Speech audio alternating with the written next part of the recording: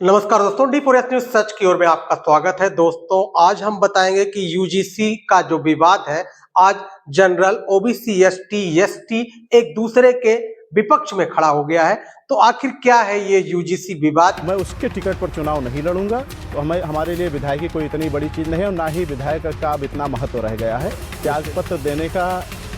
जो प्रमुख कारण है वो है यूजीसी के नए नियम। जो सरकार ने यूजीसी के नए नियम लागू किए हैं, इससे मैं काफ़ी। और क्यों यूजीसी के किस नियम से इतना विरोध हो रहा है, तो सबसे पहले हम ये बताएंगे कि आखिर सोशल मीडिया पर सवर्ण समाज के लोग यूजीसी के एक नियम को काला कानून क्यों कह रहे हैं। आखिर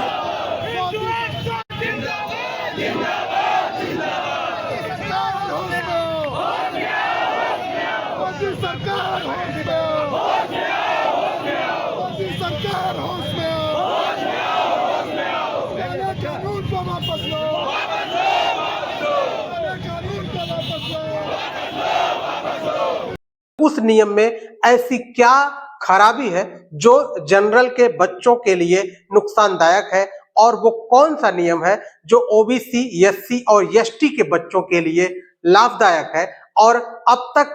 ऐसा कौन सा पहले नियम था जिससे सवर्ण समाज अब तक उसका विरोध नहीं किए, और कौन सा नियम 15 जनवरी 2026 से बदल गया कि सवर्ण समाज उसके खिलाफ उतर आए हैं। तो सबसे पहले हम आप बात करेंगे कि ओबीसी, एससी और एसटी के लिए के सपोर्ट में आखिर कौन सा नियम सरकार द्वारा बनाया गया है। तो आइए जानते हैं कि लगातार जो शिकायतें दर्ज हो रही थी कि ओबीसी, एसटी, एसटी के उच्च शिक्षण संस्थानों में जो छात्र पढ़ते हैं, जो प्रोफेसर रहते हैं, या फिर उच्च शिक्षण संस्थानों में अन्य कार्य करने वाले जो लोग होते हैं, उनके खिलाफ अभद्र भाषा का प्रयोग किया जाता है, क्योंकि उन्हें गलत शब्दों के इस्तेमाल उनके साथ किया जाता है, जातीय भेदभाव किया जाता है, रंग का भेदभाव किया जाता है और कपड़ों का भेदभाव किया जाता है। यह जो भेदभाव था, इसकी शिकायतें दिन प्रतिदिन बढ़ती गई। हम आपको बताते हैं कि सन 2019-20 में यह शिकायतें 173 थी और 2023-24 में यह शिकायतें 378 हो गई। अर्थात यह शिकायतों का जो दौर था वो बड़ी तेजी से फैलता चला जा रहा था। 2021 में 182, 2022 में 186, 23 में 241 और 24 में 378 शिकायतें इस तरीके से ओबीसी, एससी और एसटी के छात्राओं द्वारा दर्ज कराई गई कि हमें जातीय अपमान किया जाता है, हमारे साथ भेदभाव किया जाता है, जिससे इसी का जो नियम है उससे अभी तक जनरल समाज ही सोशल मीडिया पर उसका विरोध प्रदर्शन भरा पटा है। सोशल मीडिया का हर तीसरी पोस्ट ये काले कानून को वापस करने के लिए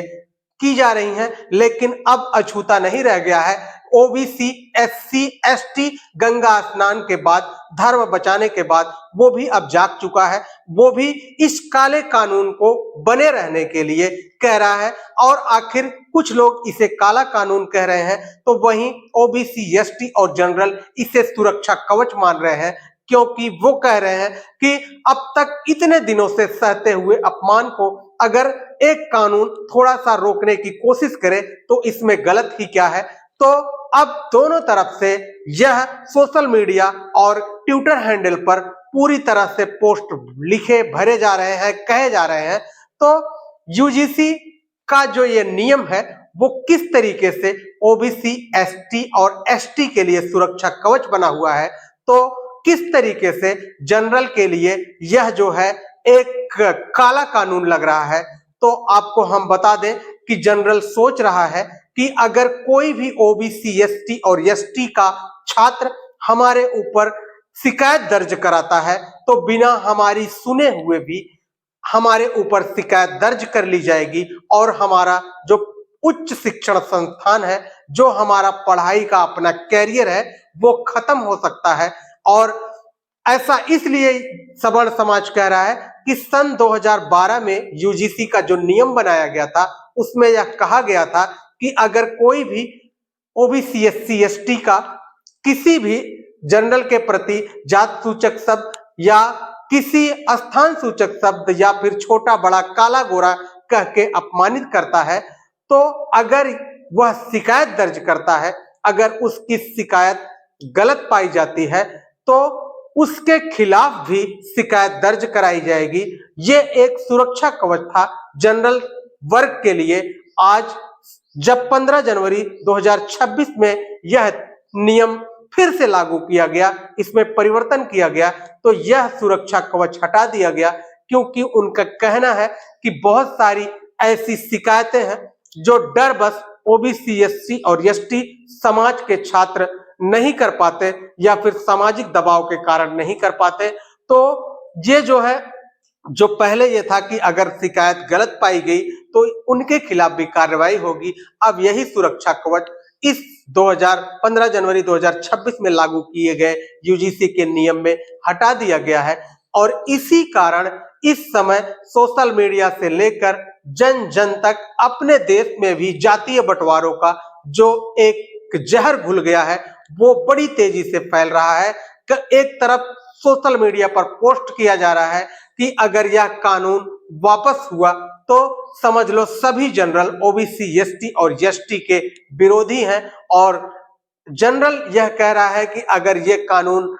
लागू नहीं हुआ, ये कानून नहीं हटाया गया, तो समझ लो हमारे बच्चों का भविष्य खराब हो जाएगा। तो ये लड़ाई अब कहां तक जाएगी? अगर देखा जाए तो सरकार जिस तरीके से काम कर रही है वह जो है, अगर देखा जाए तो माघ मेले में साधु सन्यासियों को 2 भागों में बांट दिया और देश को हिंदू और मुस्लिम में बांट दिया। अब देश के छात्रों को ओबीसी, एसटी और जनरल में बांटने की पूरी तैयारी चल रही है, लेकिन ये बांटना एक प्रकार से सच साबित हो सकता है, क्योंकि अगर किसी के खिलाफ जातीय भेदभाव किया जाता है, उसे छोटा बड़ा काला गोरा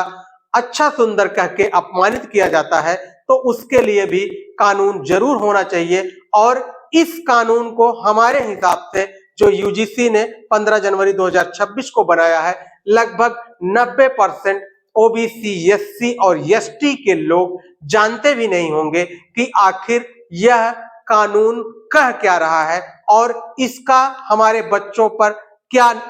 फायदा होगा, क्या नुकसान होगा। लेकिन वहीं जो जनरल समाज के सभी व्यक्ति हैं वो इसे हटाने के लिए पुरजोर कोशिश में लगे हुए हैं, और उनका कहना है कि जब तक यह काला कानून वापस नहीं होगा तब तक हम इसी तरह इस्तीफा देते रहेंगे। और बहुत सारे जगहों पर प्रदर्शन किया जा रहा है और बहुत सारे जगहों पर इसके खिलाफ विरोध प्रकट किया जा रहा है। और ये जिस तरीके से विरोध हो रहा है, अगर यह कानून वापस हुआ तो समझ लो ओबीसी, एसटी और एसटी के बच्चों के साथ बहुत बड़ा अन्याय हो रहा है, क्योंकि अगर वो अपमान सह करके उन बड़े विश्वविद्यालयों में अपने आप की पढ़ाई को निरंतरता रखते हैं और चलाते रहते हैं, तो समझ लीजिए अगर उन्हें सुरक्षा कवच मिल रहा है तो ये सरकार की बहुत बड़ी देन है और सरकार उनके लिए एक बहुत बड़ा फैसला कर रही है। लेकिन जिस तरीके से सवर्ण समाज इस नियम का विरोध कर रहा है, इससे ऐसा लगता है कि वह